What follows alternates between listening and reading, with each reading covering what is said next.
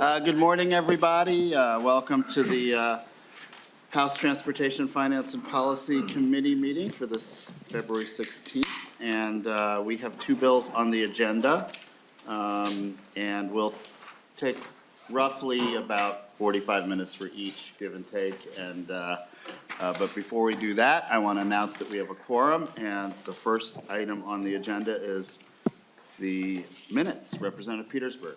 Thank you, Mr. Chair, and I would like to approve the minutes of our Valentine's Day meeting. Yes, thank you so much. Is there discussion? Seeing none, all those in favor signify by saying aye. Aye. All opposed, the motion prevails. Thank you, Representative Petersburg. So our first bill will be House File 246, Representative Hanson. Members, you'll recall that we had some bill presentation and testimony on this earlier. We laid the bill over because there was some interest in additional testimony, amendments, more discussion, and so we are going to revisit the bill today, but the motion will now be to move this bill to the General Register. And I will move the bill to the General Register, House File 246, on its way, and to a debate. And so I'll first call on Representative Hanson just to sort of, it's like the when you have a part two of a show, you kind of revisit the highlights of the earlier episode, and then you move into the sequel. So Representative Hanson. Thank you, Chair, and thank you again, members of the committee, and good morning. So as a reminder, House File 246 seeks to do two things. First, it repeals the statutory prohibition on an old rail line that runs through my community called the Dan Patch Commuter Rail Line. This has been a priority for the city of Savage for over 20 years. The second piece of this bill is to repeal a similar moratorium on a line that runs through Rochester. And I won't go into all of the details. If you have any questions or need any further refreshers of the last episode, feel free to let me know. Okay, well, why don't we go straight to our testifiers. We have Janet Williams, the mayor of Savage, and Brad Larson, the city administrator, I believe, here. Mayor, you want to start us off? Or Chair, I'll go first. Thank you. Brad, you can go. Please state your name for the record and proceed with your testimony. Yes, Brad Larson with the City of Savage, and I just want to say thank you to the committee again, Representative Hornstein and Representative Hanson for carrying this bill. I won't go into the details I presented last week, but in short, what I want to do is just say that we just want this issue to be put on the same level as any other issue that the state of Minnesota faces. We want the same ability to do research in possible solutions for the congestion we face in the southwest or southeast metro. And I just wanted to point out some of the things that has been said over the past couple of years by organizations that are responsible for planning transit in the state of Minnesota, just to show the history of those agencies responsible for looking at transit and how they view this issue. So in 2007, the Met Council lobbied for a bill to repeal the Dan Patch gag order because by repealing the gag order, it would ensure that the Metropolitan Council is doing a thorough and professional assessment of long-range transit planning needs. This was carried in the Senate and the House, ultimately did not pass. In 2009, MnDOT commissioned the Comprehensive Statewide Freight and Passenger Rail Plan, which stated the Dan Patch commuter rail line would have passed through several of the fastest growing communities in the Twin Cities. Among the commuter rail corridors, the ridership projections would have resulted in the highest annual ridership, and it should be reexamined. In 2011, the Office of the Legislative Auditor published a report titled Governance of Transit in the Twin Cities Region, which made a recommendation to repeal the Dan Patch gag order, stating, if the Met Council is expected to take a regional view in planning and developing transit, it is important that the Met Council and other transit organizations in the region are able to consider all potential corridors, including the Dan Patch corridor. Lastly, in 2015, when the state passed the state rail plan, one of the segments was they identified priority rail corridors, and they divided them into Tier 1, Tier 2, and Tier 3. One of the Tier 1 corridors was from Minneapolis to Northfield that they feel should be evaluated next. This is the Dan Patch corridor. They're just calling it a different name because it makes the most sense. What I'm stating here is that all these organizations, even though that there's the Dan Patch gag order that says that, you know, the state Met Council shouldn't be spending money on researching this, when they commission and they pay professionals to look at this, they say, hey, there's this corridor here that you need to study. So all we're asking for is for this issue to be put on the same playing field as everybody else. We'd like the moratorium repealed and allow us to evaluate this. Thank you. Thank you so much. So next we have Mayor Williams. Welcome to the committee. morning. Please state Good your name morning. for the record and proceed with your Thank testimony. you. Thank you, Chair Hornstein and Representative Hanson and the committee for hearing this bill. As you've heard, the city of Savage and Scott County are fast-growing communities, and they will continue to grow.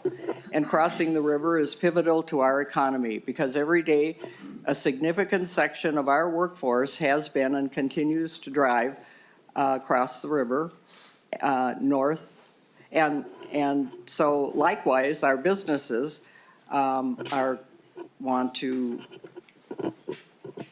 have their employees and more employees, customers come to across the river. So, but we have a problem because there's a need for better infrastructure to get people across the river, and it's not there right now. Our current river crossings are already congested during the peak hours of traffic, and this will only get worse as our communities grow. Now I'd like to give you a little background on the Dan Patch Line and the river crossing. The Dan Patch Line was built in 1910 by Marion Savage and other investors on passenger rail. This line took passengers from Northfield and Minneapolis. The right-of-way and other infrastructure is already there and in place. It is currently being used by Cargill in the ports of Savage to go to Minneapolis. We think this might be a long-term solution that would help address congestion and give better accessibility to our communities. But the organization that need to are not allowed to study it. Some of you may say, well, go ahead and study yourself, and we've done a study a few years ago. The reality is a rail is operated by the Metropolitan Council and governed by the state of Minnesota. They need to be part of the study, but the legislature is not allowing it. We were elected as leaders to resolve our problems. We need information to make these hard decisions. And with the Dan Patch gag order in place, we can't make those decisions. As representatives of your community, you would surely take exception if your colleagues passed a law prohibiting the state and/or MnDOT from merely researching the issues that are facing your community. We think it is more than appropriate that you as elected representatives can bring solutions to the committee to be considered. Your solutions cost money and sometimes millions of dollars, and the bills you put in front of your colleagues frequently do not have the approval of everyone that is affected by the solution, but you present them anyway. We're asking for the same ability. We're asking to take the opportunity to right the wrong and allow the state, namely MnDOT and the Metropolitan Council, to evaluate the Dan Patch Line as a potential option for transit needs in the South Metro area. Now that this plan is of the regional rail, it's been mentioned by Mankato to have passenger rail to St. Paul. Doesn't it make sense to stop in Savage and go to Minneapolis? Thank you. Thank you very much for your testimony. And then next we have Douglas Bruce. And I just ask testifiers to be mindful of time.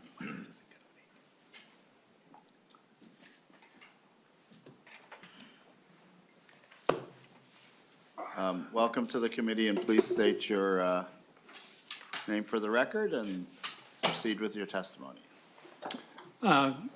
Good morning, Chair and committee members. My name is Douglas Bruce. I'm a retired consultant working with organizations to make their processes and people as effective as possible. And as a resident of Bloomington, was chosen to represent Bloomington in the interagency Dan Patch study. So I'm here today, and in that role, I represented three things. I live on the line, or I lived on the line, because I don't anymore, number one. Number two, our family use public transportation on a regular basis. And thirdly, I believe in good public policy. Today, I don't live on the line. We've got healthcare issues in the family. And as a retiree, I'm not using public transportation as much as I used to. But I still believe in good public policy. And as a member of that study commission, I'd like to tell you a little bit about what we learned, somewhat maybe an executive overview. One of the questions that I asked, I said, well, will this address, will this service the 5 fastest growing centers of employment in the metropolitan area? The answer was no, by the professional consultants. I've also learned just recently that the 494, when I was attending a Bloomington City Council meeting, that the 494 corridor going in 694, going around the metro area, has more employment than downtown Minneapolis and St. Paul combined. I also learned in the process of the study that the rail bed itself was in extremely poor condition, requiring that a speed limit be placed for the safety of the stuff being carried as well as the neighborhood. And as indicated in the paper, apparently some parts of it are still unusable because of that condition. We learned that there would be proposed 5 stations. And the question, and they said, well, and the property values around those stations will certainly increase. And that's good. Then we asked the question, well, what will it do to the property values that aren't adjacent to the station? And the professional consultants found resources that indicated that property values would decrease about 12 to 15% along the line. The line's, I don't know how long it is, maybe it's 50 miles. But anyhow, in Bloomington, that has a negative impact. We're talking about millions of dollars of homeowners' property values being decreased.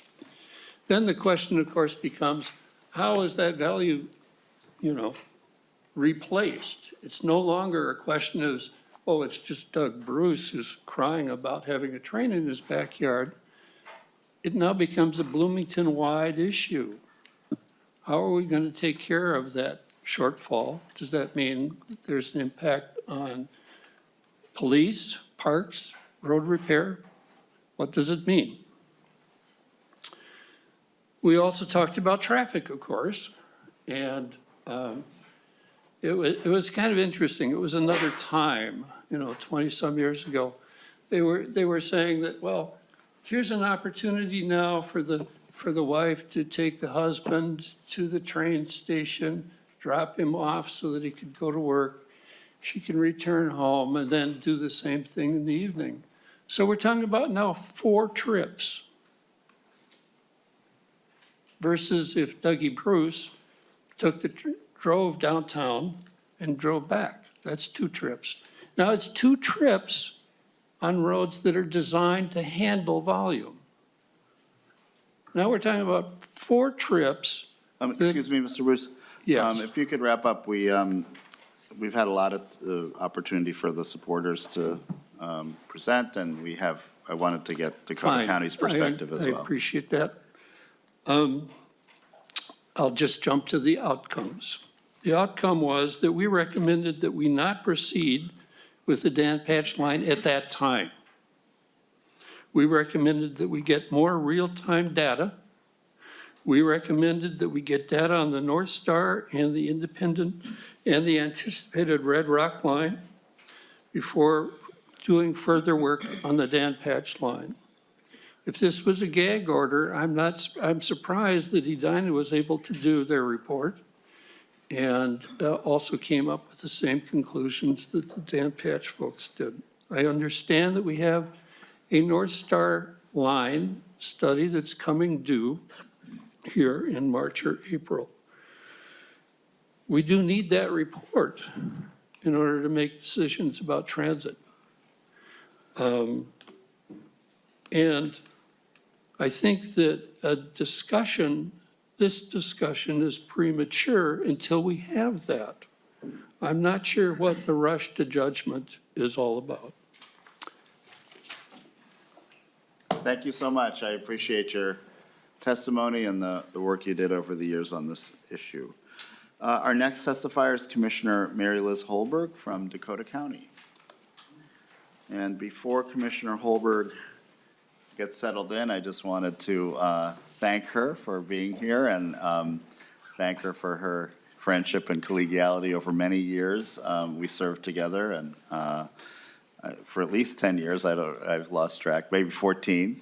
And I always have appreciated her perspective on issues. And, when I was a freshman in the minority, she helped me get my first bill through and always have appreciated that and your friendship. So welcome to the committee that you chaired from 2004, 2005 biennium, I believe. No?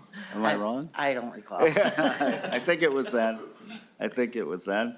And appreciate your being here. And I wanted to let members know that there is a letter from Dakota County in your packets. So welcome and proceed with your testimony.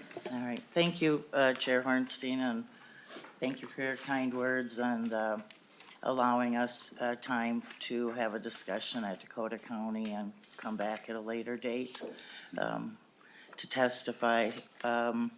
I'm also grateful to Representative Hanson. She was generous with her time. With the help of her LA, we were able to quickly schedule a meeting. We recognized that we had a lot of things in common, including the similarity of our glasses. But we didn't come to resolution on the Dan Patch issue. No surprise, really, but she was very gracious with her time, and I appreciate that. So I'll start my presentation as a Dakota County Commissioner, and then with your allowance would digress speak a little bit as to a 14-year member of the Transportation Finance Committee. I'm looking around the room, and I think Mr.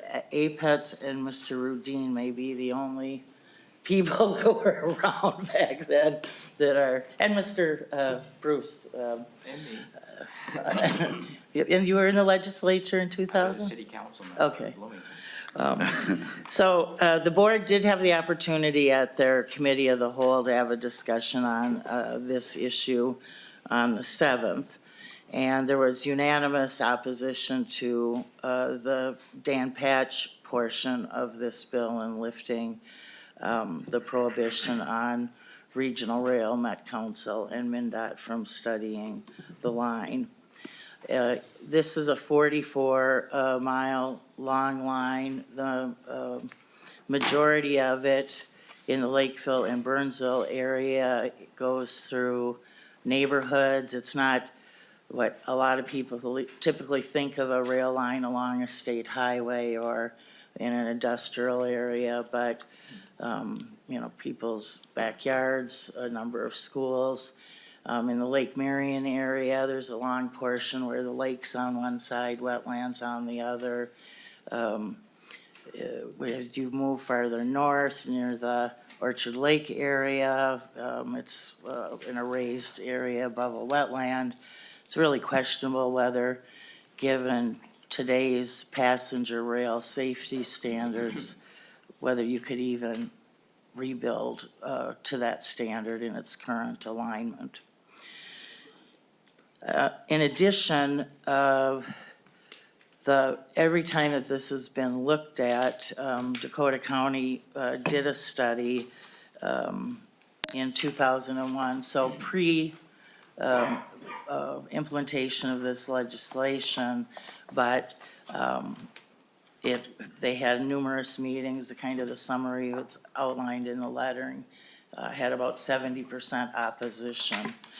In the past two committee hearings on this bill, I heard a lot about that it's a local control issue with it. Well, in a 44-mile line, if it was a local control issue, which I don't believe it actually is, because locals can study this, and it wasn't the reason for the legislation being put in. But if it was a local control issue, just to address those concerns, the fact that there's one city here that has about a 2-mile section of a 44-mile line asking for this change without, generally you would see a coalition of cities, counties, and in fact, in review of Scott County's legislative information online and a discussion with one of their commissioners, they don't have a position on this bill as part of their legislative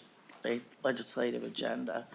So if in fact you were gonna look at the local control issue, this is just one very small segment of a line that's had over and over again opposition. As recently as 5 years ago, Edina looked at whether or not the gag rule should be lifted and the line should be studied, and again, about 70% of the input from the public, from the community, was in opposition to even studying the line at that time. And in fact, one of the reports said that in Edina, there were actually at the time 2 homes whose driveways crossed the railroad track. So, that kind of goes to the county and the local control issue. And if I might take off my commissioner hat at this point and talk a little bit of how we got to this legislation. And in the right around 2000, we had tripartisan government when this bill was passed. Jesse Ventura was the governor. The Senate was controlled by the Democrats and the House was controlled by the Republicans. And we had a plethora of local organizations coming to the legislature advocating on behalf of transit investments in their particular neighborhoods or lines or areas. And at the time, there was also a MnDOT study that looked at opportunities for commuter rail. And what that study concluded was that of the 3 lines, North Star, Red Rock, and Dan Patch, that Dan Patch by a country mile was the least viable of the 3, North Star being the most viable, and that if in fact the legislature wanted to invest in commuter rail, to start with that one, see how it went, and then make decisions about further investments in the other 2 corridors. Certainly I don't have to go into great detail on the challenges with North Star, but it took an act of Congress in order to build, and that it never met the cost effectiveness index required for federal funding. The last figures that I saw for it for ridership in the first 10 months of 2022 showed a subsidy per rider each way of $144. I also don't really have to spend a lot of time, for those who've been around for a while, to shine a light on the difficulties of negotiations with the railroads. We saw it in the North Star. We saw it really with really expensive and drastic ramifications in Southwest. And in fact, in Dakota County, we were trying to just get an easement for a recreational trail over a railroad that's not successful, that will result in a cost of $12 to $13 million for a pedestrian bridge to get across the 10 feet of the railroad. right away in a recreational trail corridor. And so back to my belief about this not being a local issue, this is a legislative issue. And the fact that the legislature, in my mind, should keep the guardrails and brakes on this process with MnDOT and Met Council. And I don't,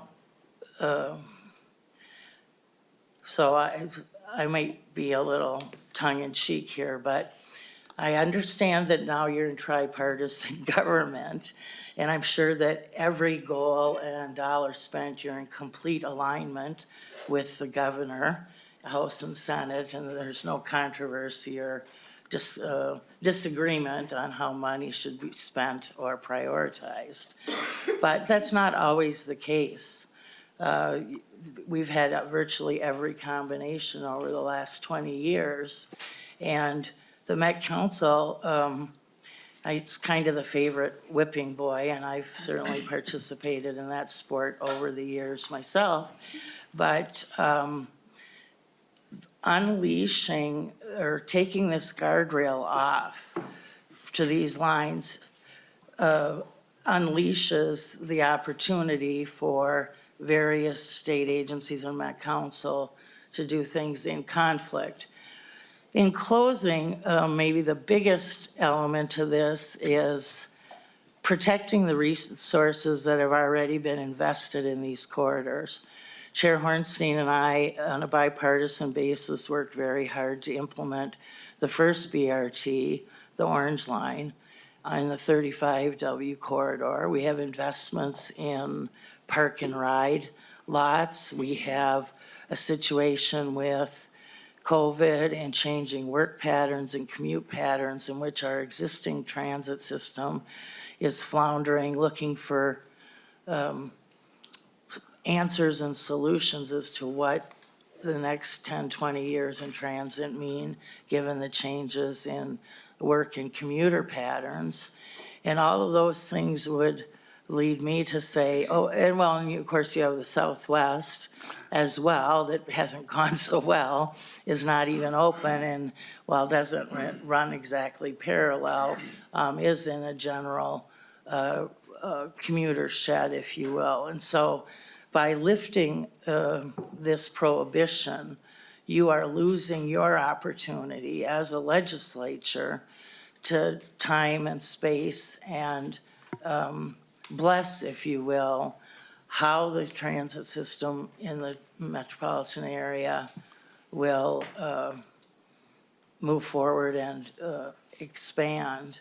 And, you know, it's my what happened in those days is that all these organizations would get everybody all excited. They'd show up down here in their matching T-shirts and it became really hard to stop the train, if you will.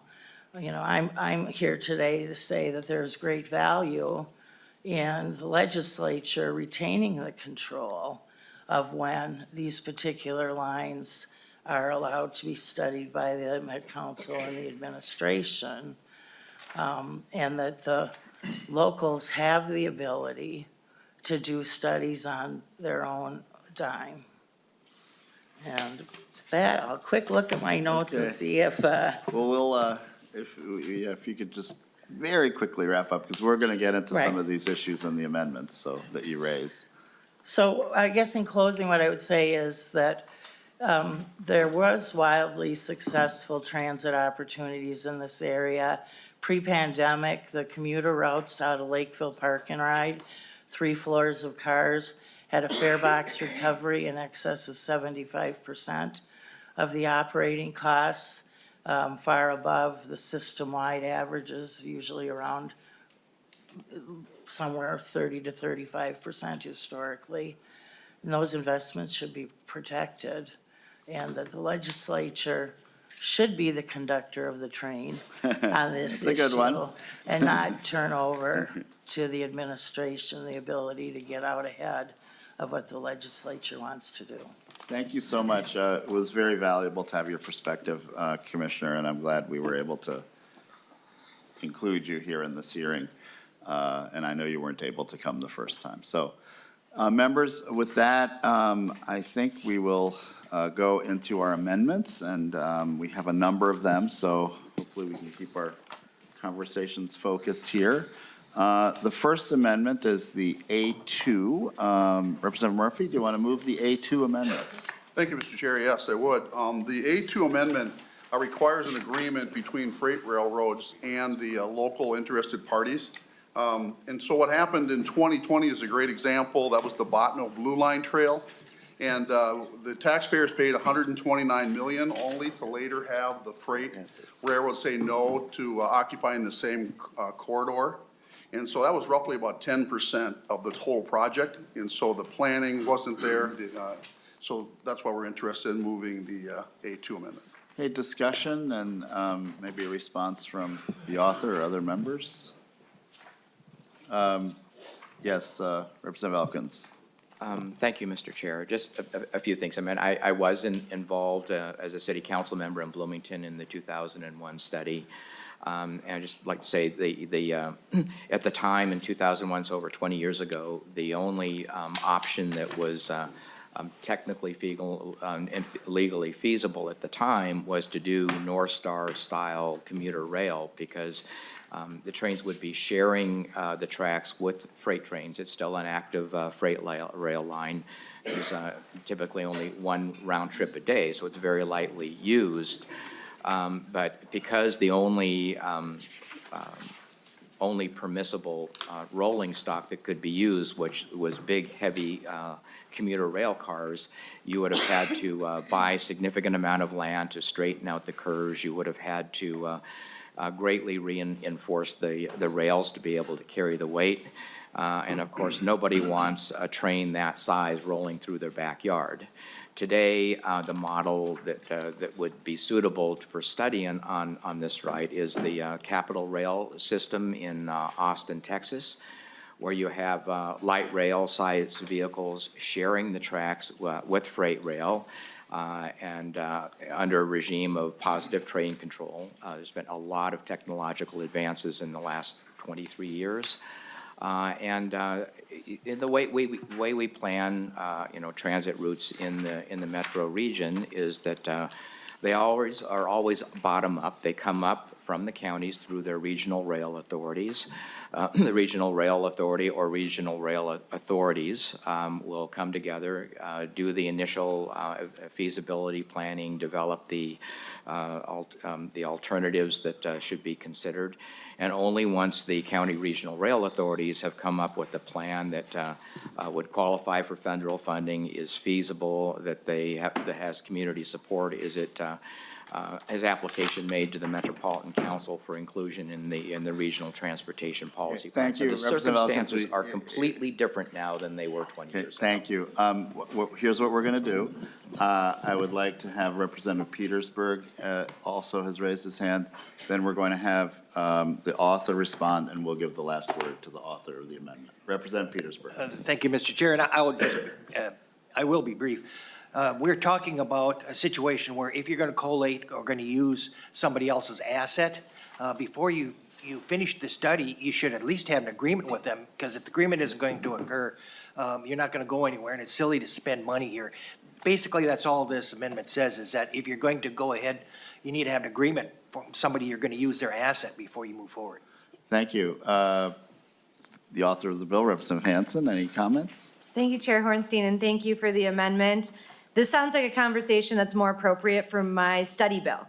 I've been very transparent with this committee that this bill is a repealer. My study bill will come next, and I think that that's where this conversation lies. We're simply lifting the gag order with this bill, and just for the intent and purposes of keeping us to the focus of the bill ahead of us, I would ask for a no vote. Thank you. Thank you, Mr. Chair. I would just say this is insurance for the taxpayer. I mean, these words are pretty simple. They just outline of a way for the taxpayer to make sure that we're ensuring their best interests. It has nothing to do with the actual number. It only has to do with making sure that they're protected from this bill so that these things are part of the conversation. Thank So I you. move to approve that. Thank you very much. To the A2 amendment, all those in favor signify by saying aye. Aye. All those opposed? No. The motion does not prevail. Thank you, Representative Murphy. Our next amendment is A3, and that is going to be presented by Representative Olson. Thank you, Mr. Chair. I'd like to move this amendment. So what the A3 amendment basically does is it just requires the consent of all the cities involved in this line. Anyone who spent any amount of time on a city council would know that cities have a great amount of power in their own autonomy as a city. If, in fact, the city of Savage desperately wants this commuter rail to be studied, have a gag order lifted, that's great for the city. But there are other cities, a vast number of cities, I would imagine, on this line that do not, especially to include the city of Edina. And I think that on the very base level of this, it's a local control issue. We need to empower our cities to say, hey, if you want this, great. Have that discussion on your own and then sign on to the plan. That's your prerogative. It is not the state's job to come in and try and convince cities that they should in fact have this railroad. This is 100% a local control issue.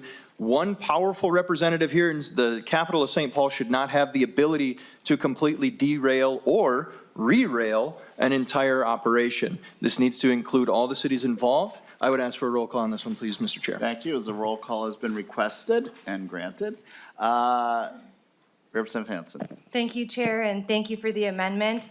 In my last visit to your committee, I said that I'd be open to talking about amendments should there be a conversation. Those conversations have not occurred, and I'm open to that. It's also your prerogative to drop a bill if you'd like to put this into state statute, and for that reason, I'd ask for a no vote. Representative Wilson, any final thoughts? Thank you, Mr. Chair. This is 100% a local control issue, so as you vote for this amendment, please keep the small cities, the large cities, and any other city, including the counties, in your heart of hearts. Thank you, Representative Wilson. We have a roll call, and Mr. Petrie will take the roll. Hornstein. No. Hornstein, no. Tabke. No. Tabke, no. Petersburg. Yes. Petersburg, yes. Brand. No. Brand, no. Elkins. No. Elkins, no. Fogelman is excused. Hudella. Yes. Hudella, yes. Cagle. No. Cagle, no. Kraft. No. Kraft, no. Murphy. Yes. Murphy, yes. Norris. No. Norris, no. Olson. Yes. Olson, yes. Censor Mira. No. Censor Mira, no. And Mr. Chair, we have 4 ayes and 8 nays. There being 4 ayes, 8 nays, the motion does not prevail. We are now on to the A4 amendment, Representative Petersburg. Thank you, Mr. Chair, and I would like a roll call on this one too, Okay, please. if we roll could. call requested and granted. So, Proceed. thank you. Basically, what this amendment does is that it only lifts the moratorium on regional rail authority. As we heard from Commissioner Holberg, this is an issue where the state needs to control its own funding sources and so forth. But if regional rail authority wants to research this, I think that could make some sense. And so basically what this amendment does is it says, we'll keep the moratorium on what state funds control, but the regional rail authorities that have some more direct input can certainly explore this if they choose. Thank you, Representative Petersburg. Representative Hanson. Thank you, Chair, and thank you for the amendment. I'll just say I recommend a no vote. Any further discussion? Okay, all those in favor signify by saying. Roll call. Oh, roll call, sorry. Excuse me, sorry about that. Mr. Petrie. Hornstein. No. Hornstein, no. Tabke. No. Tabke, no. Petersburg. Yes. Petersburg, yes. Brand. No. Brand, no. Elkins. No. Elkins, no. Hudella. Yes. Hudella, yes. Cagle. No. Cagle, no. Kraft. No. Kraft, no. Murphy. Yes. Murphy, yes. Norris. No. Norris, no. Olson. Yes. Olson, yes. Censor Mira. No. Censor Mira, no. And Mr. Chair, we have 4 ayes and 8 nays. There being 4 ayes, 8 nays, the motion does not prevail. Thank you for offering the amendment, Representative Petersburg. Okay, A5, I believe Representative Hudella, that is your amendment. Thank you, Mr. Chair. I'll move the A5. Members, I like to think of this as the rambunctious spouse or partner amendment. We've all been there. You get your first home, you get your first apartment. One of you decides you want to remodel. So you start tearing apart the kitchen. You get halfway through the project, you run out of money. And that weekend, that spouse or partner says, hey, next weekend, I'm going to start remodeling the sunroom or some other part of where you're at. So my amendment looks at and says, hey, I'm okay with this bill and lifting the gag order and the moratorium, but we got to finish the kitchen first. And the kitchen's the southwest rail line, which is currently $1.5 billion with a B over budget, 10 years behind. There's hundreds of millions that we need to find yet to finish that project. It's the responsible thing to do. You wouldn't let your spouse or partner start this other major remodel before you finish the job that you already started. So excited for this amendment, would love to vote on the bill as long as we finish the southwest line first. Thank you very much. I'm glad we didn't do this amendment on Valentine's Day. Representative Hanson? Thank you, Chair. I'm not in a relationship with the government, so I don't know if I follow this analogy here, but I would ask for a no vote. My community is not dependent on what's happening in other communities, and I think plenty of other representatives would feel the same way, so I ask for a no vote. I think maybe Representative Cagle does, but we're in now discussion. Representative Cagle. Thank you, Mr. Chair. This just, I had a deja vu flashback to our Ravaged and Savage field hearing. I think we heard this bill that day too, and I remember Representative Koznick making that same exact argument, so I just had a little bit of a flashback. Yeah, I didn't know we had hearings that were named, but that was a very passionate hearing, as I recall. Okay, any further discussion? And we're just doing a voice vote here. Thank you, Mr. Chair. Would just encourage members to finish that kitchen first. Okay. All those in favor signify by saying aye. Aye. All of those opposed? No. The motion does not prevail, but thank you, Representative Goodell. Next, we have an A6 from Representative Petersburg. Thank you, Mr. Chair, and I would move the A6 and request a roll call for this Okay, one. I won't forget your roll call this time. That's all right. Okay, proceed. Basically, it retains the ban, but gives actually authority to Hennepin County and Scott County, who seem to be the ones interested in it, and give them authority to go ahead and expend their funds in order to do that. Again, we're in a situation where we have a lot of moving forces and a lot of moving government entities and so forth along this patch, and we're getting some pushback based upon small numbers of that, and I think it's important for us to keep the priority for those that are interested in, for them to go ahead and do that. And so that's my amendment. Okay, we'll hear any discussion, and we'll also want to hear the perspective of the author. Thank you, Chair, and thank you for this. I think, for me, when I'm reading through this one, I think I would reference you to State Statute 174.88 Subdivision 2, which already prohibits the commissioner from doing some of this, and so I think this is duplicative, and for that reason, I would ask for a no vote. Discussion? Representative Petersburg? I'm not sure we're not talking about commissioner doing anything. This is really talking about Hennepin County and Scott County being able to move forward with it, which I think is a little bit different. But in either case, I know the outcome of the vote, but I would just certainly recommend a yes This is vote. a chance to have a discussion, so. And Chair, I'm happy to read that statute if members would be pleased. The commissioner shall not spend any state funds for construction or equipment of commuter rail facilities unless the funds have been appropriated by law specifically for those purposes. The commissioner shall not spend state funds to study commuter rail unless the funds are appropriated in legislation that identifies the route, including origin and destination. So again, I think this is a conversation that would be best had on my study bill. And honestly, lifting this moratorium would give my counties the ability to do exactly what this amendment seeks to do. So again, I think it's duplicative, and I would ask for a no vote. Okay, Representative Petersburg, and Thank you. we'll give you the last word here. Thank you. I'm not going to argue, but I think your definition of commissioner and rail authority are different. And the commissioner, you're talking about commissioner of transportation, and rail authority is different than that. But neither way, I ask for a yes vote. Okay, we will now proceed to a vote on the A6 amendment. Mr. Petrie. Hornstein. No. Hornstein, no. Tapke. No. Tapke, no. Petersburg. Yes. Petersburg, yes. Brand. No. Brand, no. Elkins. No. Elkins, no. Hudella. Yes. Hudella, yes. Cagle. No. Cagle, no. Kraft. No. Kraft, no. Murphy. Yes. Murphy, yes. Norris. No. Norris, no. Olson. Yes. Olson, yes. Censor Mira. No. Censor Mira, no. And Mr. Chair, it's 4 ayes and 8 nays. There being 4 ayes, 8 nays, the motion does not prevail. Thank you, Representative Petersburg. Our next amendment, our next amendment is the A7, and that it belongs to Representative Olson. Thank you, Mr. Chair. I believe that there is a amendment to the amendment as well that just cleans up some information. So should we, So why don't you move the A10 first? I'll move the A10, Mr. Chair. Thank you. Okay, and then maybe explain to us this.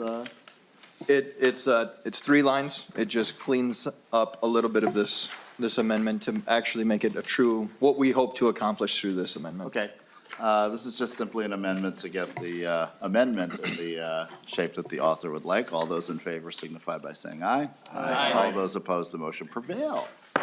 Representative Olson to Thank the you. amended A7 amendment. Thank you, Mr. Chair, and I'd like to move the amended A7 amendment, and I'd like a roll call right off the bat here. But here's the big problem that I have. We keep hearing this story about how, well, this doesn't really apply to this bill, this applies to the next bill that we're going to hear, and that is this study. We're going to be talking about removing this gag order, we remove it, and then we waste taxpayer dollars on it. This is what is going to happen. We will open a floodgate, and then taxpayer dollars will all of a sudden rush out of this, and it'll be gone. Now, I've always been this proponent of ensuring that the taxpayer dollars from this state are responsibly expended in all avenues of transportation. I am not the person who attacks buses, and I'm not the person who attacks trains, not the person who attacks roads and bridges and airplanes, the whole gamut of this game. I don't do that. But what I do have a problem with is wasting money. And what we're going to see by removing this gag order, we are going to see people asking to waste taxpayer dollars, state taxpayer dollars. And how it's going to turn out to be, and just look down the road just a little bit, you're going to see the state is going to be fighting against these cities. They're going to be fighting against these counties. One person's going to be trying to convince the other one that their plan is the right plan. You're going to see city levy money being spent to combat state taxpayer dollars, and this is going to turn into a wildly out of rate decision here. And I really love the Star Tribune's quote for me. I'd like to amend it a little bit to add that if we do in fact remove this gag order, what we are going to see is not only will we be throwing money into a pit, but we will be taking taxpayer dollars, we will be digging the pit with taxpayer dollars, and then we'll be throwing taxpayer dollars into it and then lighting it on fire. This is what will happen. We can spend this money in so many better ways. We're already talking about the governor's plan includes $700 million worth of tab fee increases. We're going to throw money away here. Why don't we save some money, not raise taxes, and not plan the study? So what my amendment does here is it will prevent local units of government from utilizing state and federal funds to plan, to study, and to, in essence, dig a hole to throw the money in and light on fire, because this is what will happen. Thank you, Mr. Chair. Thank you, Representative Olson. We'll have some committee discussion now, and Representative Hanson, you can kick us off with that. Thank you, Chair, and thank you for the concern. I don't know where you got a crystal ball, but I'd like one. We don't know what the future holds. We don't know. And this is what we need to do to get the cards on the table. I will have this committee reminded that that study that you're mentioning was done in 2001. I was in middle school. My predecessor was in 2nd grade. Our generation deserves an opportunity to be at the table, to have a conversation with all of the options laid out, with the latest technology and the latest research options. So for that reason, I would ask for a no vote. Thank you. Thank you, and I would just say I am impressed with the class of 2020 in this debate. Is there a discussion? Mr. Chair. Yes, Representative Petersburg. Thank you. And I think one of the challenges we have is that some of us with more experience in understanding how studies actually work around here understand the complexities and what happens with studies and where they go. And having been involved and actually being authors of some in which there has been nothing that have been attained, it does seem like a waste of money. And whereas we all want to have input into our own controls and control our own actions and things around us, sometimes we need to also rely on the wisdom of the past as well. So for that very reason, I ask for a yes vote. Any quick final comments, Representative? Yeah, thank you, Mr. Chair. And to the author of the bill, I was actually only 10 years old when Dakota County had their study, but Edina doing theirs in 2017 was a lot more closely relative to today.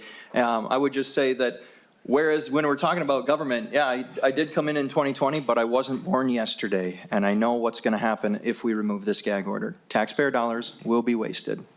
There's the soundbite of the day. Any last comments, and then we're going to. Thank you, Chair. And I would just remind the committee, my bill has a $0 fiscal note. There is no money in this bill at all, but I'm happy to have this conversation about this money again, like I said last time, on my much more controversial bill for the study. Okay. We have a roll call requested on the Olson A7 amendment as amended. Mr. Petrie? Hornstein. No. Hornstein, no. Tabke. No. Tabke, no. Petersburg. Yes. Petersburg, yes. Brand. No. Brand, no. Elkins. No. Elkins, no. Hudella. Yes. Hudella, yes. Kegel. No. Kegel, no. Kraft. No. Kraft, no. Murphy. Yes. Murphy, yes. Norris. No. Norris, no. Olson. Yes. Olson, yes. Sensormira. No. Sensormira, no. And Mr. Chair, we have 4 ayes and 8 nays. There being 4 ayes and 8 nays, the amendment does not prevail. Thank you, Representative Olson. We have a couple more amendments now. The A8 amendment from Representative Petersburg is next. Thank you, Mr. Chair. And I would move the A8 and ask for a roll call on this one as well, please. Okay, thank you. Roll call is requested and granted. Basically, because we've had so much issue with the Kenilworth corridor and others and kind of co-location and the negotiations with it, basically this amendment, it looks kind of backwards, but basically what it says is that we've authorized the co-location for that particular project, but no others. Because I think it's important for, as legislature, to understand the far-reaching ramifications of that. And so that's what this bill does. It just says that in the future, we aren't going to do any more co-location of light rail and other rail corridors. Thank you, Representative Petersburg. I will have a comment on this, but I wanted to have Representative Hanson. Thank you, Chair. I defer to you on all things transportation and would simply recommend it. Well, I would just thank you. I agree with your no recommendation. And I'll just say very quickly, I have some empathy for this, just because of our experience with Southwest. And you may recall a number of years ago, Representative Runbeck and I we introduced a bill on co-location specifically on Southwest. And what I'll say is I think then, and I still believe that co-location was a bad idea there, but we have so many other lines where it's fine. There's specific circumstances in Southwest where it's a bad idea. But, Amtrak is co-located, or many commuter rails are co-located.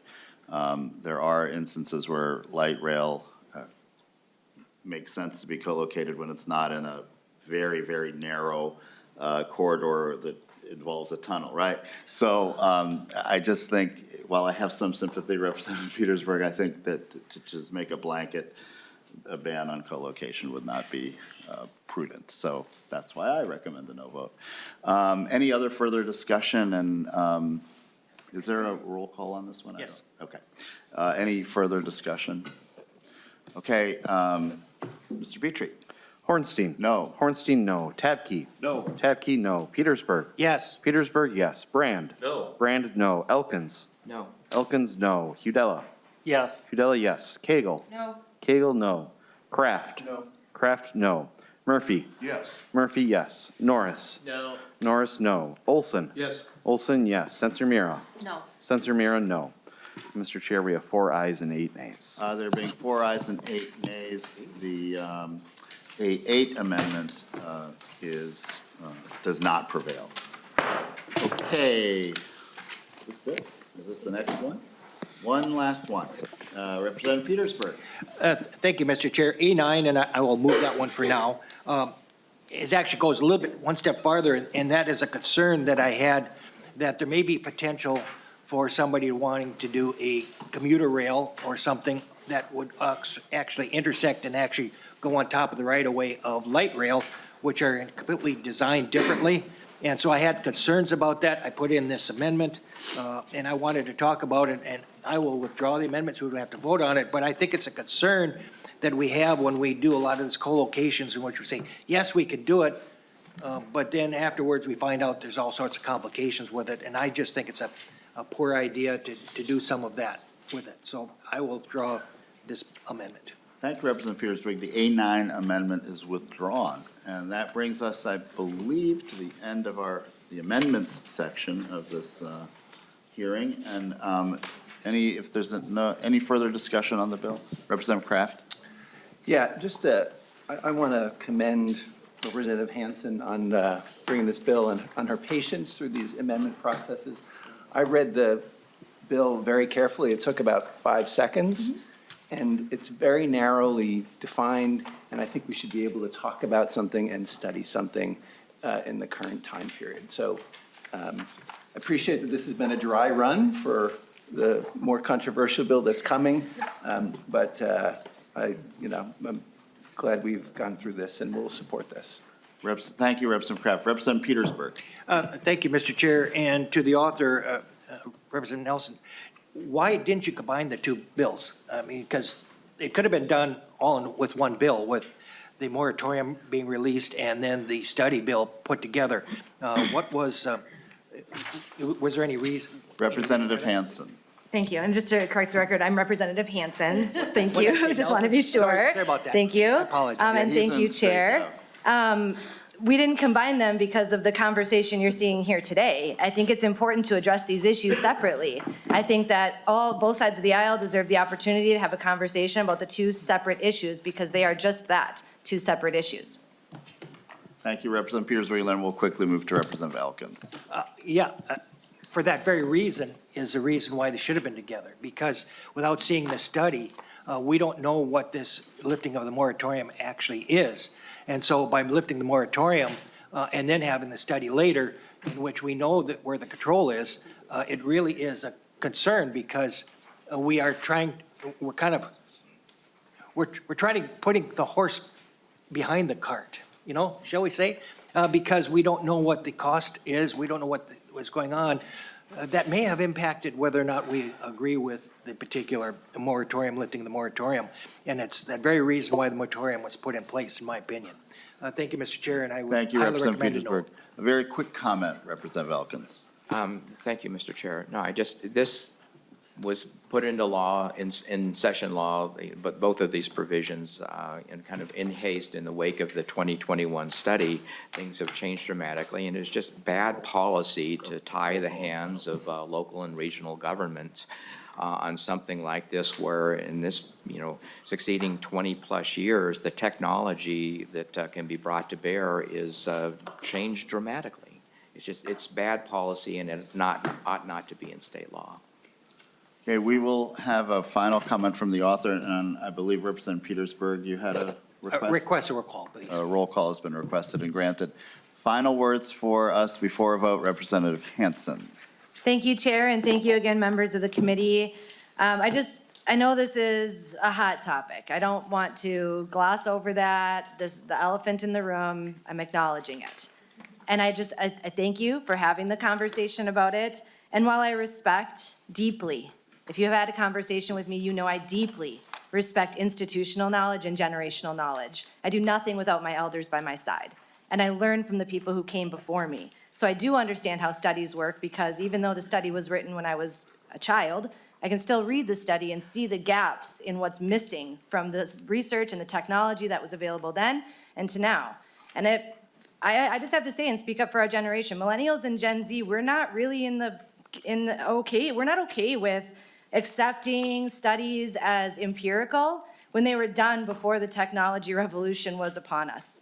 It is our right in this generation as taxpayers, as voters, as a representative of a community that's grown from 4,000 people over the last 20 years to 29,000 people. My community has grown 625%, and I and my generation deserves the opportunity to be at the table with all of the information ahead of us that is considered empirical, relevant, and modern.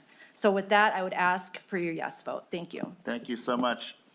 Members, I am going to renew my motion that House File 246 be recommended and re-referred to the General Register. We have a roll call on this bill. Mr. Petrie? Hornstein. Yes. Hornstein, yes. Tabke. Yes. Tabke, yes. Petersburg. No. Petersburg, no. Brand. Yes. Brand, yes. Elkins. Yes. Elkins, yes. Hudella. No. Hudella, no. Cagle. Yes. Cagle, yes. Kraft. Yes. Kraft, yes. Murphy. No. Murphy, no. Norris. Yes. Norris, yes. Olson. No. Olson, no. Sensor Mira. Yes. Sensor Mira, yes. And Mr. Chair, we have 8 ayes and 4 nays. There being 8 ayes and 4 nays, House File 246 is re-referred to the General Register. Thank you, Representative Hanson. And again, thank you, committee members. This is we've had a number of bills that have been involved, and I've always appreciated this committee's thoughtful discussion, civil discussion, and thanks to Representative Hanson and to the committee. Okay, our next bill is House File 1272. And Representative Brand, do you have a motion? Yeah, Mr. Chair, I move that House File 1272 be re-referred to the Judiciary Committee. And so on. Okay, we have House File 1272 before us, and I believe you have an amendment, which I believe is. I don't have an amendment, That's no. my amendment. I'm sorry, Representative Petersburg has an amendment. We'll address that shortly. Yeah, it's fine. Sorry about that. You're right. It's a good one. I think you may accept it. I think there's a decent chance of that, but we'll have to talk about it. Representative Brand, welcome. Thank you for bringing to us House File 1272.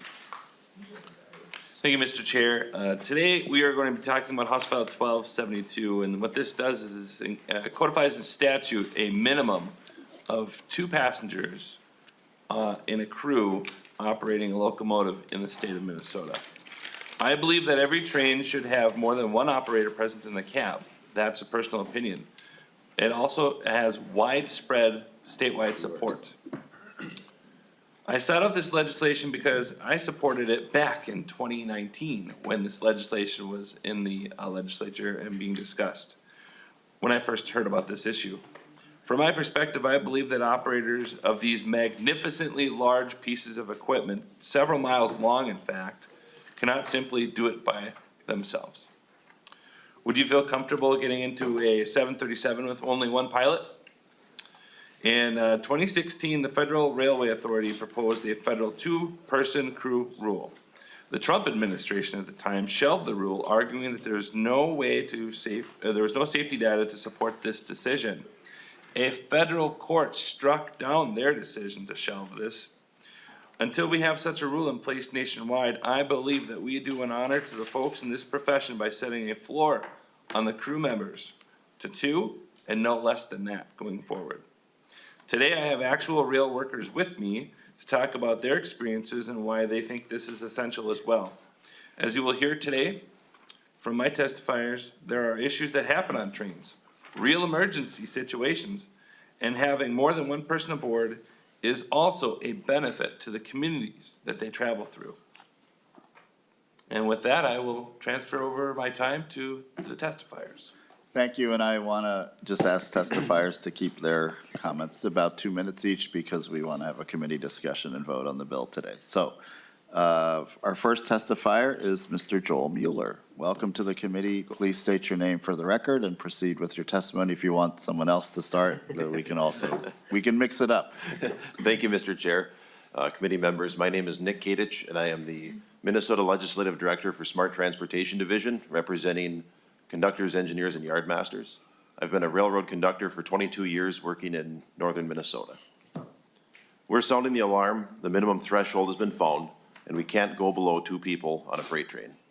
And we respectfully ask you today to support House Resolution 1272, requiring two people on freight trains in Minnesota.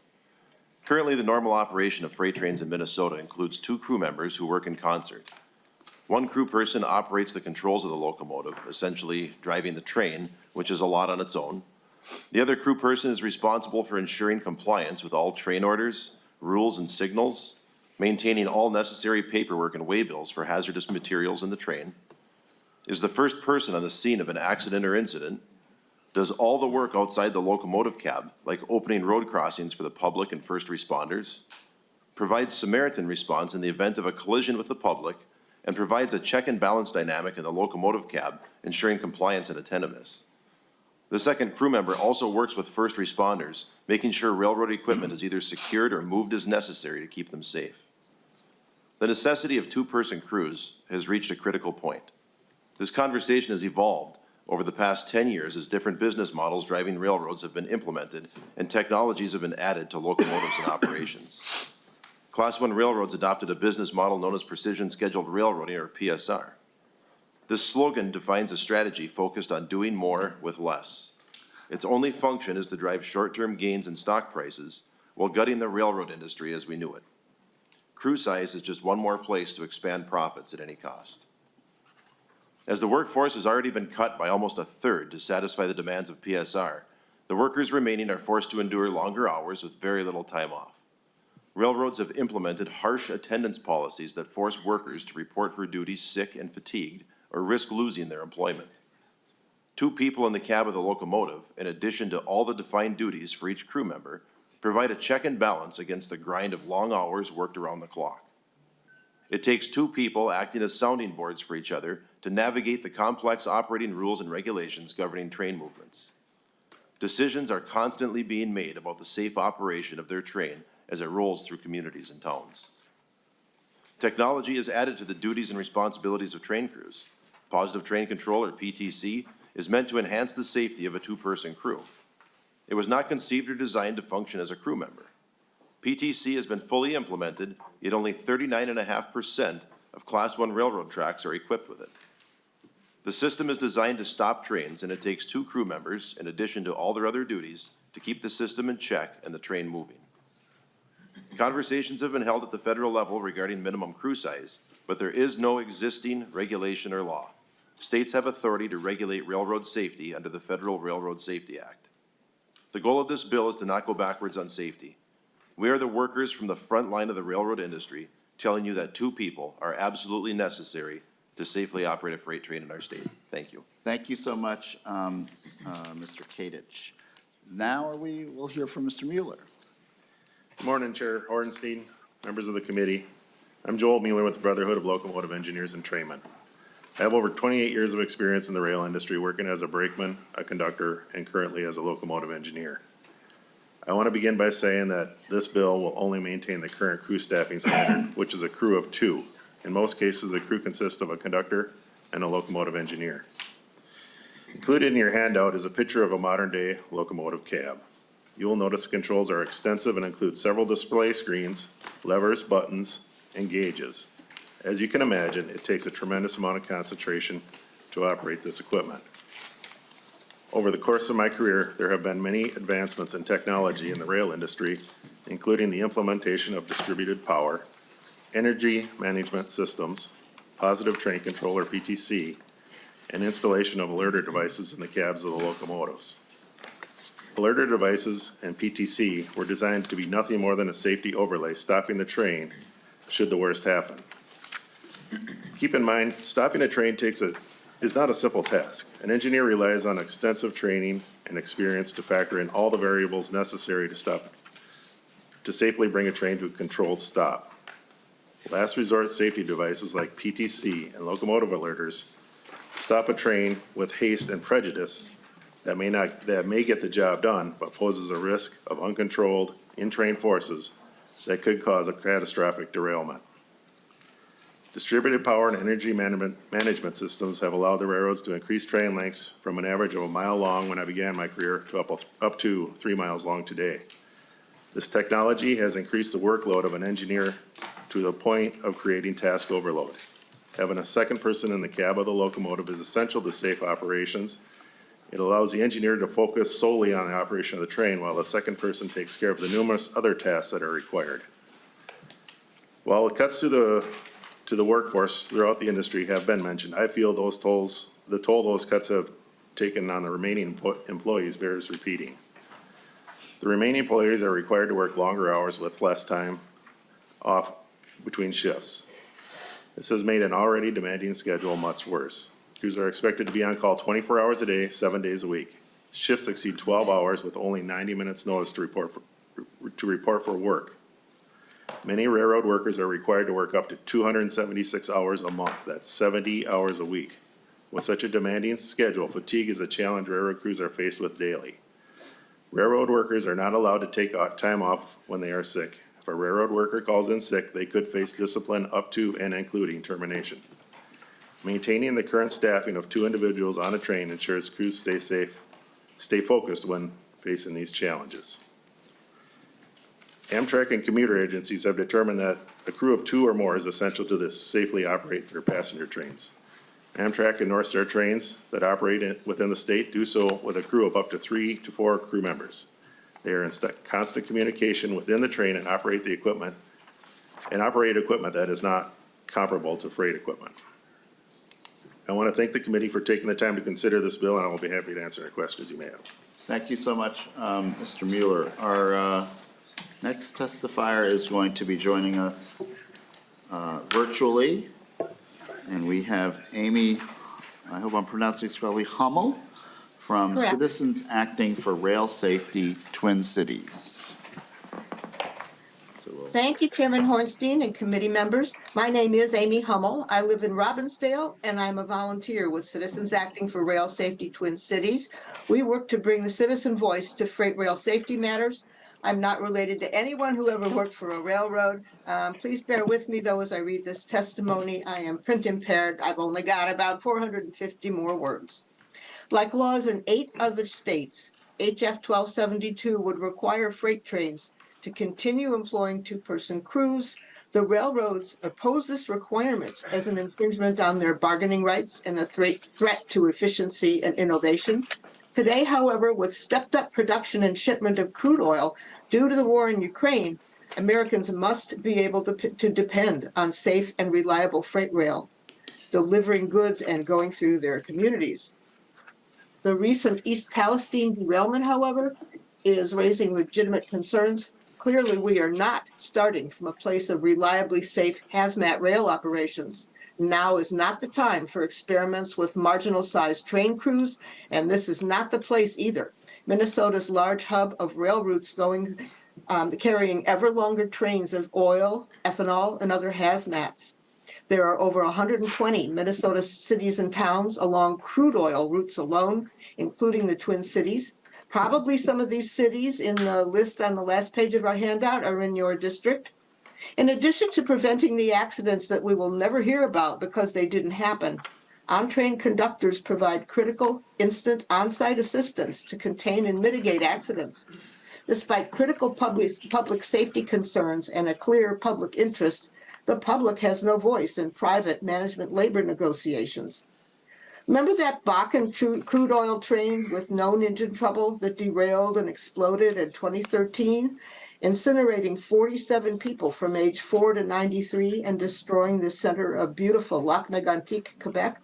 After the solo trainman on the previous shift was ordered to leave the train unattended overnight on the main track in the next town, that engineer of his own free will made his own way back to the derailment site, ran into the fire zone without PPE and decoupled some unexploded cars so they could be towed away.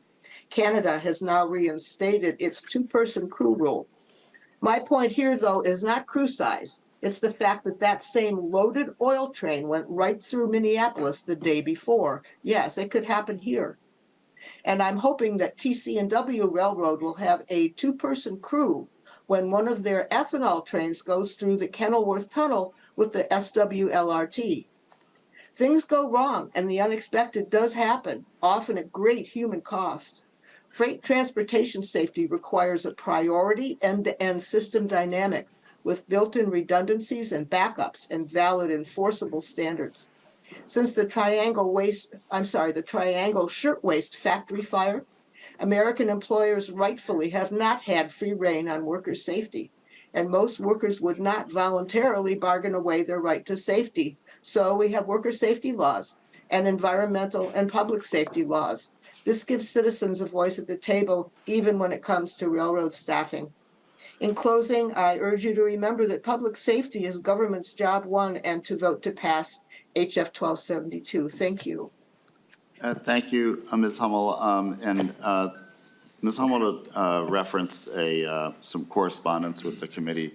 You don't have it in your packets, but it will be posted online as part of the record. And there are letters in your packet too that I just wanted to reference. These folks are not testifying today, but we have a letter from Teamsters 120, the League of Cities, the Transportation Alliance, Blue Earth County Sheriff's Office, and Mr. Phil Qualley from James Consulting. Those are all in your packet. And so our last testifier is Sarah Erickson from the Minnesota Regional Rail Authority. Welcome to the committee, Ms. Erickson. State your name for the record and proceed with your testimony. Thank you, Chair Hornstein, committee members. My name is Sarah Erickson. I'm the new executive director of the Minnesota Regional Rail Authority. Over to my left is John Appetz. He's still watching over to me to make sure I'm not screwing up.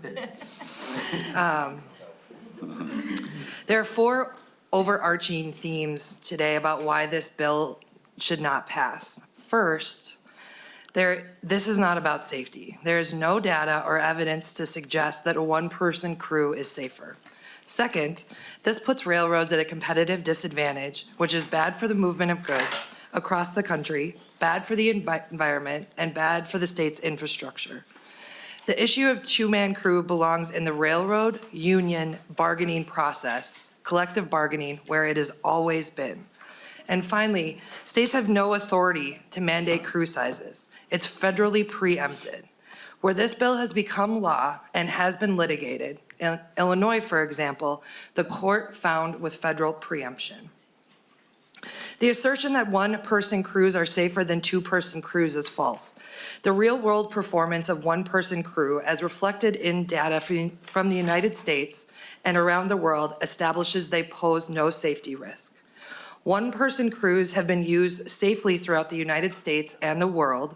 Passenger trains, non-union short lines, many foreign railroads have used one-person crews for decades. U.S. passenger trains have operated for many years with only one crew member in the cab. Operating with a single crew member in the cab is now standard for commuter trains and Amtrak trips. Minnesota's own light rail operates with one person in the crew cab. Many short lines have been operating safely and effectively with one-person crews for decades. With the implementation of positive train control traction, it makes redundant many of the functions traditionally performed by the conductor. Things like observing wayside signals, recording dispatch orders. PTC is a computerized system that, if necessary, stops a train automatically if the engineer fails to take the necessary steps or actions. Locomotive technology has evolved so only one engineer has the operational controls that impact the train. The engineer's workload has been further reduced by the implementation of locomotive energy management systems, which improve the train's handling. To the issues raised of community safety, train crews are not expected to perform as first responders and are not trained to be first responders. To the contrary, they are trained to move away from danger, including dangers arising from the potential release of hazardous material. Additionally, something called an alerter is in each locomotive. If a train operator has made no action nor pushed the alerter button within 30 seconds to 2 minutes, depending on what they are carrying and the speed they are going, the train will stop. To the extent that there are responsibilities positive train control traction does not eliminate, railroads and unions will identify those safety issues and work through them during the bargaining process. Finally, this bill comes at a time when the state of Minnesota and other federal and state regulators are considering connected and automated vehicles, embracing regulatory flexibility, performance-based standards, and the idea that safety is advanced by harnessing technological innovations to reduce and mitigate safety incidents. This bill goes in precisely the opposite direction. It will harm the environment. Rail is the most fuel-efficient and environmentally friendly way to move freight over our land. On average, trains are 3 to 4 times more efficient than trucks. It will place greater stress on the state's infrastructure. Finally, a crew size mandate drives up shipping costs at a time when consumers are already grappling with record inflation and supply chains. Historically, crew sizes have been an issue for collective bargaining. There's a long history of technological improvements in the railroad industry leading to productivity gains. Diesel locomotives eliminated the need for a fireman. That was bargained for. End of train devices eliminated the need for a caboose and a caboose personnel. That was bargained for. So in conclusion, due to the lack of data to support this as a safety issue, the economic impact to the state, and the fact that the state doesn't actually have the authority to regulate in this space, we respectfully ask you to consider voting no. Thank you, Ms. Erickson. We have a question or comment from Representative Olson, then we're going to get to the A5 amendment from Representative Petersburg. Thank you, Mr. Chair. Representative Olson. Thank you, Mr. Chair. This might be to Ms. Erickson, but it also might be to the Brotherhood representatives here today.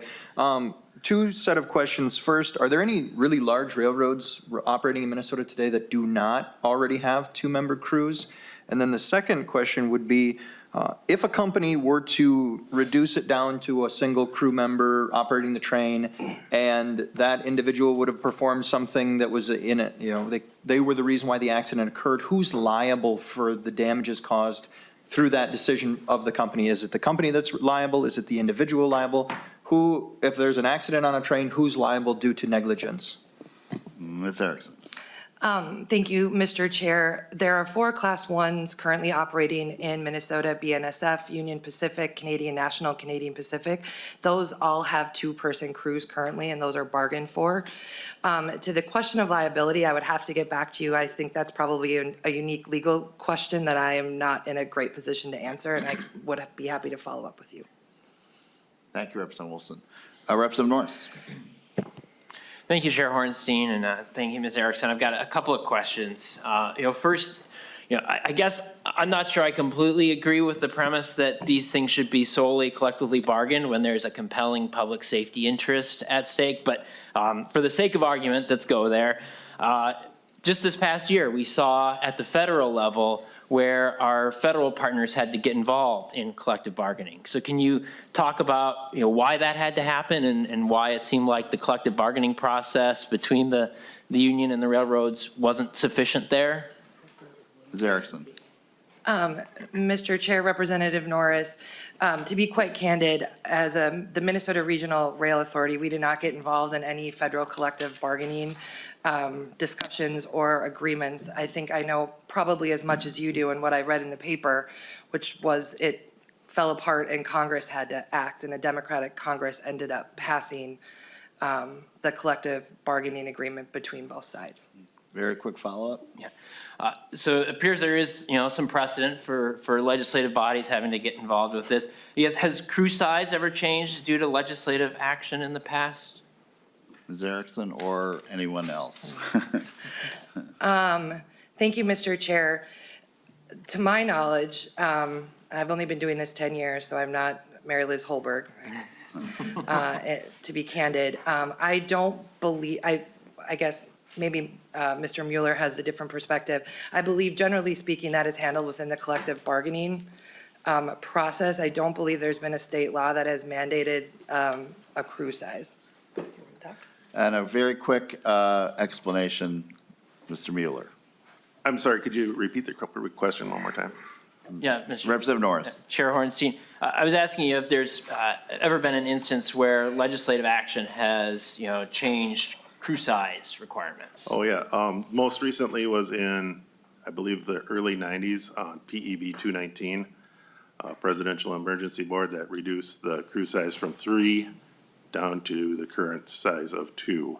And that was imposed by, I believe it was President Bush at the time, and passed by Congress. Thank you. Just one more Very quick quickly, please. This is just, should hopefully be a short question, again, from Ms. Erickson. You mentioned the issue of preemption, and I'm wondering if you could point to a specific federal law or regulation that you think would stop Minnesota from enacting this law. Ms. Erickson.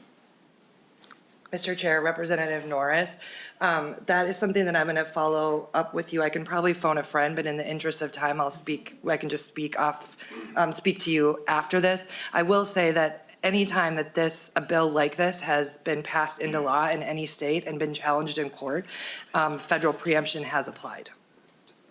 Thank you. We have an A5 amendment from Representative Petersburg.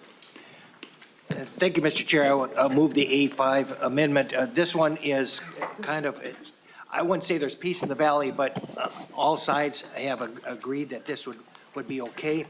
Basically, it changes railroad to just Class 1 and Class 2 railroads. The short line railroads, which have different policies and procedures, are currently working under many different other personnel issues. And I think the feeling was that we don't want to necessarily change them. We want to protect the Class 1 and Class 2. So that is the amendment, Mr. Chair. Discussion to the A5. I'll start with the author, if he has a recommendation or a comment on the A5 amendment. Thank you, Mr. Chair. As a point of personal preference, I don't appreciate having bills change that I've authored without at least having somebody reach out to me ahead of time to talk about it and at least discuss it. Being that it is, today I will accept this amendment with a caution going forward that if somebody wants to amend my bill, they should please at least either email, text, or call me ahead of time. Thank you. Is there any further discussion? So the author is recommending a yes vote. Is there any discussion, Representative Petersburg? Thank you, and I do apologize, Representative Bradford, for not doing that. It's been hectic the last few days, and this came up very quickly, but that doesn't excuse that, and so I apologize for not talking with you before. I do request a yes. Thank you, and I appreciate both of your your concern and your comment, Representative Petersburg. Yep. Further discussion to the A5. Okay, all those in favor signify by saying aye. Aye. All of those opposed, the motion prevails. Any further discussion to House File 1272 as amended? Representative Olson. Thank you, Mr. Chair. I think it's just a little bit interesting, today is kind of rail day. But on one hand, we're talking about eliminating a mandate that was created regarding rail, and we had extensive citations of utilizing technology, and that was really old, and it only applied then, and it doesn't apply now. And now we're talking about another state mandate, but we're talking about adding a state mandate that potentially 20 years down the road, well, it's completely enacted right now.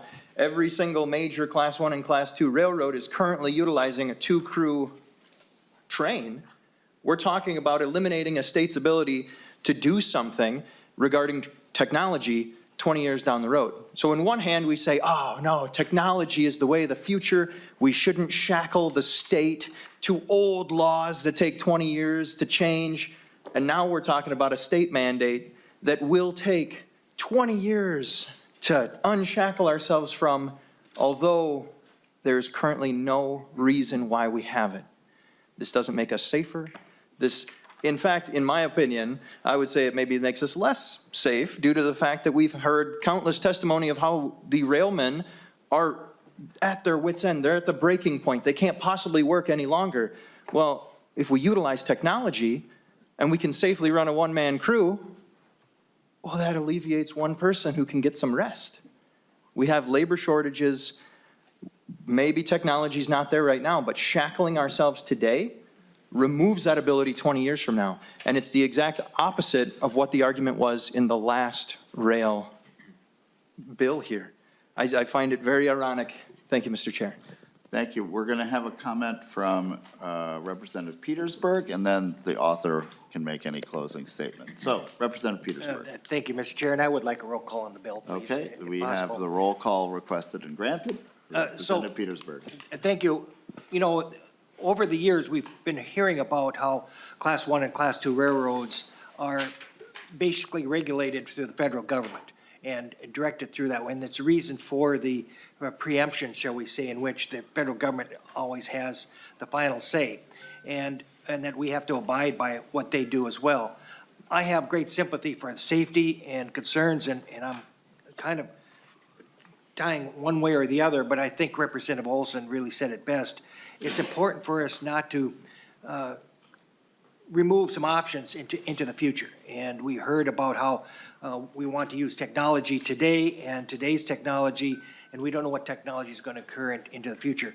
We're talking about autonomous vehicles going on our roads, including semis and trucks. We already know, and we're expecting that here in this committee as well. How that's going to impact railroad and rail safety, I don't know at this time. And I also agree that the state legislature, at all costs, at least to the best of their ability, stay away from employer-employee relationships. And for that very reason that I'm asking for a no at this particular time. It is a situation where I think we need to allow the processes that are in place that have already protected us up to this point continue to work and work their magic. Thank you, Mr. Chair. Thank you for your comments, Representative Petersburg. Representative Brand. Thank you, Mr. Chair. Here's the situation. So in the Senate, they actually passed this legislation out of the Senate yesterday on the judiciary, and actually 2 of the 4 authors happen to be Republican. So there is bipartisanship on this bill going forward. I will just say, Mr. Mueller told me that when he first started working in the railroad, his train was less than a mile long. Now they're getting 3-mile long trains. Life has changed in the railroad industry. I will point to a 2013, January 19th, 2013 article by AP News stating, the title is Railroads Plan to Test Idea of Cutting Train Crews Put on Hold. It says here, Union Pacific in particular has been undaunting in pursuing one-person crews after the Federal Rail Authority proposed a rule last summer that would require 2 people in the cab of a locomotive in most circumstances. And so we are at the point where we're looking at the possibility of a one-person crew. And I can tell you right now, I don't feel like that's where we need to go. I think we need to codify in our statutes, not just have a company policy in place that prevents undue harm to our communities and undue harm to the folks that work in this industry. As I mentioned with Union Pacific, it's also worth pointing out that they topped the net profits for any particular railroad in the country, with profits topping over $7 billion with a B in 2022. Safety first, until it costs money, isn't a great policy. We're not putting any carrier out of business by encoding this into our laws. So I would ask for a yes vote. Thank you so much. Members, Representative Brand renews his motion that House File 1272 as amended be recommended and re-referred to the Judiciary, Finance, and Civil Law Committee. We have a roll call. Mr. Petrie. Hornstein. Yes. Hornstein, yes. Tabke. Yes. Tabke, yes. Petersburg. No. Petersburg, no. Brand. Yes. Brand, yes. Elkins. Yes. Elkins, yes. Hudella. No. Hudella, no. Cagle. Yes. Cagle, yes. Kraft. Yes. Kraft, yes. Murphy. No. Murphy, no. Norris. Yes. Norris, yes. Olson. No. Olson, no. Censor Mira. Yes. Censor Mira, yes. And Mr. Chair, we have 8 ayes and 4 nays. There being 8 ayes and 4 nays, House File 1272 as amended is re-referred. Thank you very much, members. We will be back in this room Tuesday of next week, and please watch the House website, Transportation Committee website for the bills and other activities that we'll have next week, another full week as we move towards our bill deadline. So with that, members, have a very good weekend, and we are adjourned.